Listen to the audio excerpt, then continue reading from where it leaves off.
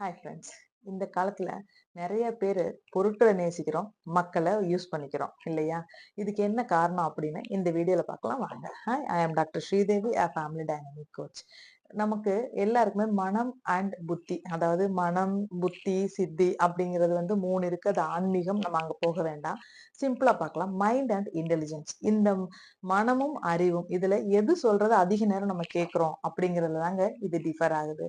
மனம் எங்கெல்லாம் யூஸ் பண்ணணும்? எமோஷனல் பாண்டிங் சம்பந்தப்பட்டது மனம் அப்படிங்கிறது. சோ யாரு கூட மக்களோட எல்லாம் எங்கெல்லாம் தொடர்புல இருக்கீங்க? வேலையாட்களோட, உங்களுடைய உறவுகளோட எப்பெல்லாம் இருக்கீங்களோ, அப்போ நீங்க மனம் சொல்றத கேட்கணும். எப்பெல்லாம் நீங்க மெட்டீரியலிஸ்டிக் திங்ஸோட இருக்கிறீங்களோ, அப்பெல்லாம் வந்து நீங்க லாஜிக் திங்க் பண்ணி இன்டெலிஜென்ஸ் சொல்றது கேட்டு முடிவெடுக்கணும். ஆனா இது இங்க மாத்தி நடக்குது. எப்படின்னு பாத்தீங்கன்னா, ஒரு பொருள் காசு குடுத்து வாங்குறோம். அந்த பொருள் ஒரு 40,000, 50,000 விலை உயர்ந்ததுன்னு சொல்லிட்டு அதுக்கு வேல்யூ பண்றோம். யாராவது ஒரு மனுஷன பார்த்தா, "இவனால எனக்கு என்ன யூஸ்?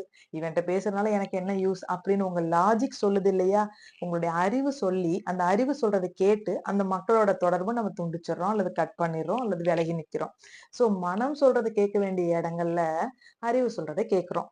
அறிவு சொல்றத கேட்க வேண்டிய இடங்கள்ல, மனம் சொல்றத கேட்கிறோம். இந்த மாதிரி மாத்தி வந்தனால தான், ரொம்ப எமோஷனல் பாண்டிங் பொருட்களோடையும், மக்கள யூஸ் பண்ணிக்கிறதும் நடக்குது. நீங்க யோசிச்சு பாருங்க. அதிக நேரம் உங்க வாழ்க்கையில ஏற்படக்கூடிய சிச்சுவேஷன்ஸ்ல எத கேட்டு எத சார்ந்து முடிவெடுக்கிறீங்க? மனம் சார்ந்த முடிவா? அறிவு சார்ந்த முடிவா? அது சரியா தான் இருக்கா? அப்படிங்கிறத கொஞ்சம் திங்க் பண்ணி பாருங்க. Think different. கொஞ்சம் மாத்தி தான் யோசிக்கலாமே. நன்றி.